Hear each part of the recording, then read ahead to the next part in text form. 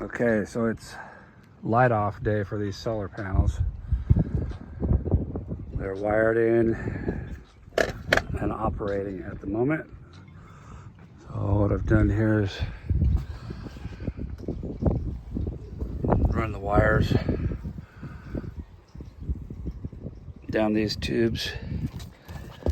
They go into the propane locker here.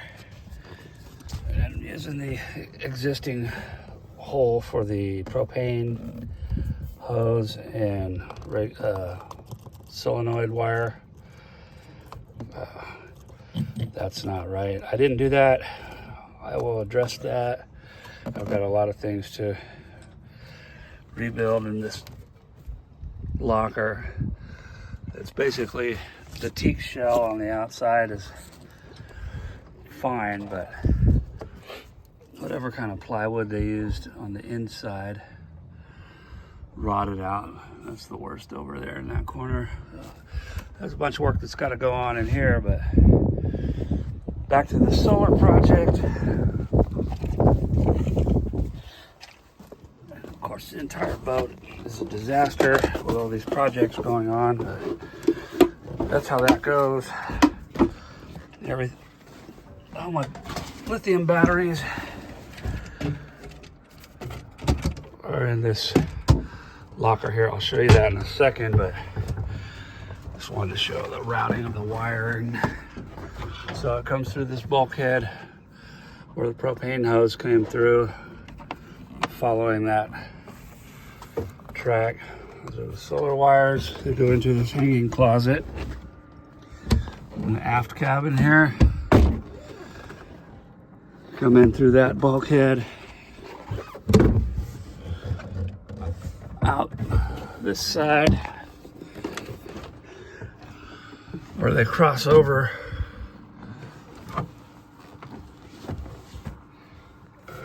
this door into this locker, which is where most of this crap normally goes, and into the charge controller. So this is the Wanderer. It's rated for 400 watts. I have 4 100-watt panels up there.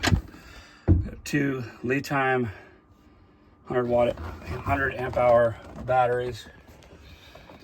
So I hooked everything up. The old charge controller was in place and was working when I had it wired to 2 panels. So the wires to the batteries were already hooked up, which they're supposed to be before you hook up the input from the panels. And I put ground first and then the positive, and nothing happened. Yeah, I thought maybe it takes a minute to reset or something, but that wasn't the case. So these things, I've fried a couple of these Wanderers already. Fortunately, they're only like $30 on Amazon. And I had one up in the forward cabin for the single 60-watt panel, going to 2 batteries up there for the windlass and whatever other 12-volt situations I need to address there. But I knew I had a charge controller up there that was working, so I swapped them out. It's working now. That flashing green means positive voltage coming from the panels. I'm a little bit concerned that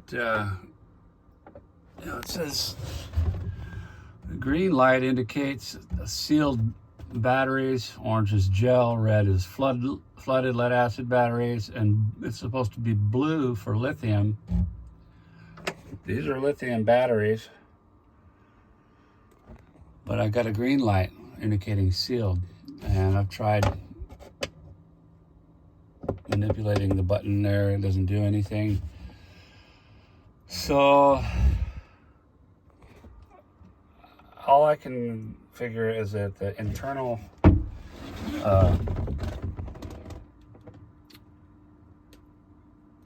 electronics of these batteries. I forget what the word is. It's got its internal charge controller. Somewhere the communication between the Wanderer and the lead times, it's reading it as a sealed battery. Anyhow, it's working. Usually they'll either work or they won't work. And you won't get any lights or anything. So I've plugged the refrigerator into the inverter that's running off of those batteries, which is right over there. Past the wires passed in through the engine room here. So that's all working. It's been at 13.3 since I plugged this in.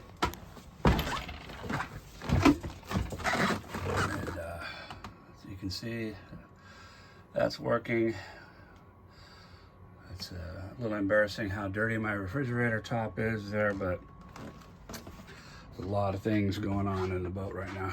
Lots of projects, and then I have to be here and cook and all that stuff when I'm here working on the boat. So now I've got to order another charge controller to go back in that spot for this setup. These are just sitting here being charged by this 60 watt panel and not used for anything at the moment. Like I say, those will run the windlass. And then I've got bus bars there where I'll put I have one around here. Oh yeah, I'll put one of these.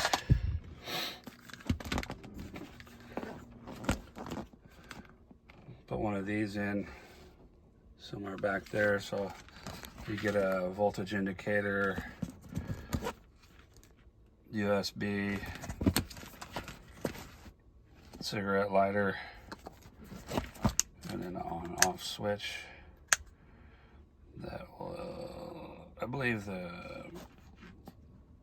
by turning that on, it just lights up the screen and tells you what your voltage is. Otherwise, the USB and the cigarette lighter are hot. I think that's how it works. I forget. I've got another one of these in the aft cabin. Been using for a long time. Anyhow, that's where that project is at. I think I might have a beer and take a break at this point. Monitor the situation. Make sure nothing's gonna melt down on me.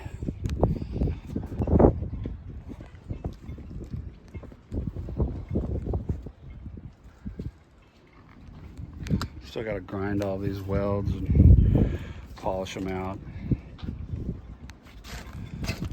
I'll never forget this one. I welded that up, then I came over to weld this one, leaning my arm right on that sumbitch. It was one of those burns where I heard it sizzling before I actually felt it, and yeah. That ain't how you're supposed to do it.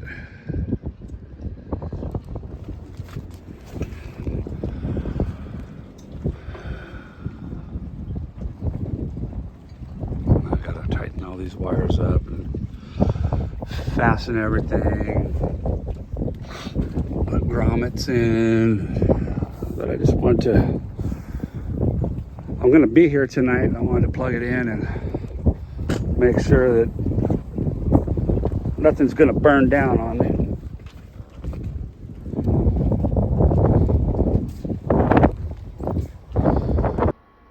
So that's a Giondel 2200 watt pure sine wave inverter.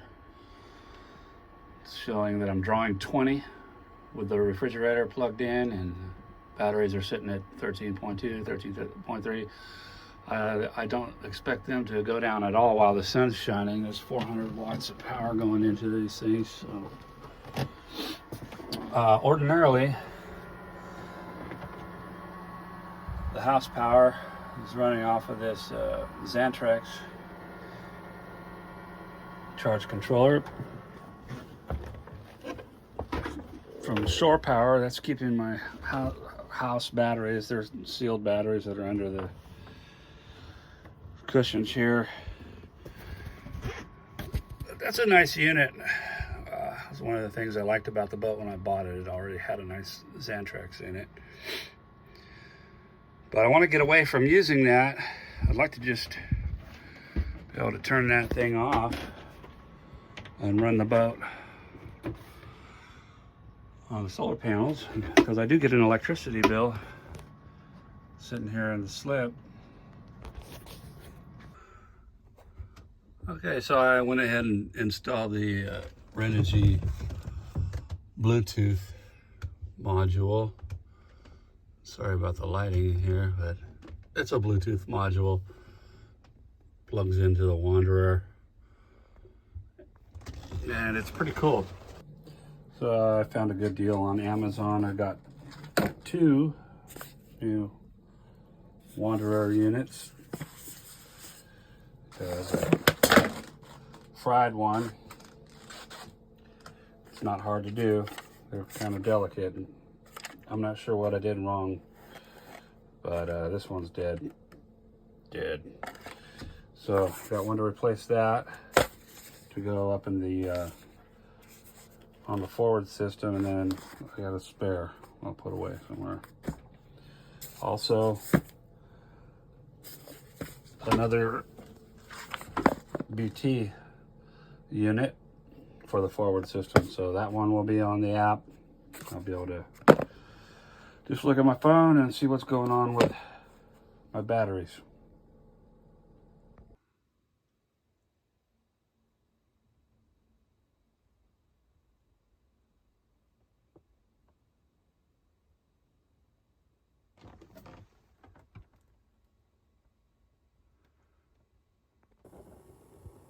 Okay, so I'm gonna add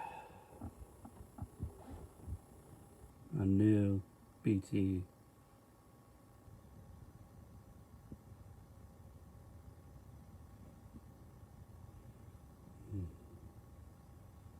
this guy.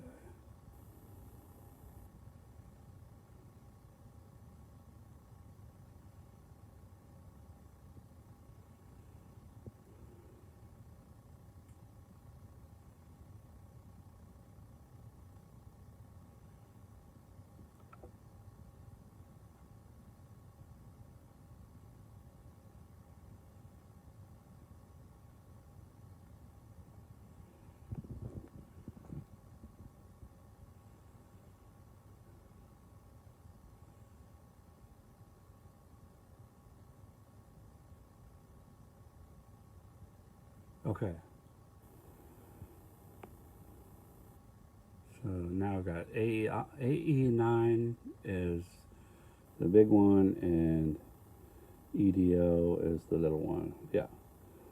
So that's cool. All right. So those 400 watt panels are producing 72 watts, and that little 60 panel is producing 3 watts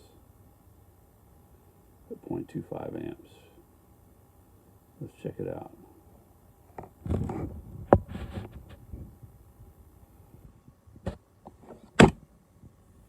%. That sounds right, because it was unplugged for 24 hours. It's gone down a little bit.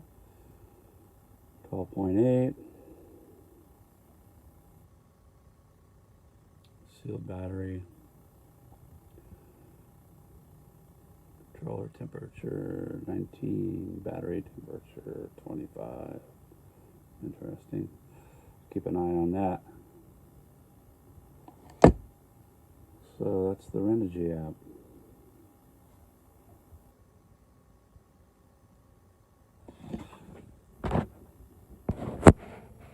You have to download the app, the Renogy app, and sign up with your email and whatnot, and then connect via Bluetooth, and it shows you what's all the parameters.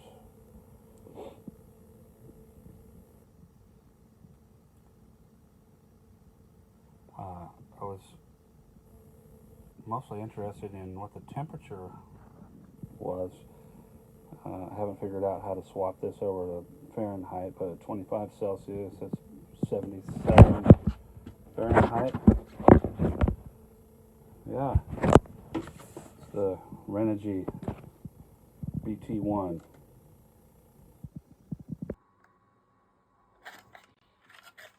I think I'll open this thing up and see what I can learn. I didn't feel like there was much to these things, so I'm curious what's in there. Well, it looks like there's a couple of fuses here. I wonder if it's as simple as that.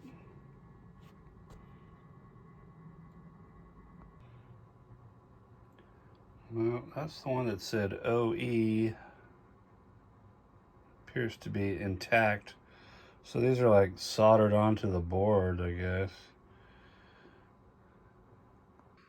Well, it's hard to film and do the testing with one hand, but you'll have to trust me, I did a continuity check on these two and they both seem to be good, so something else failed in here.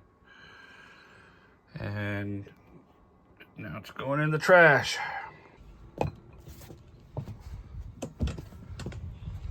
Grinding. That's all I've been doing all morning.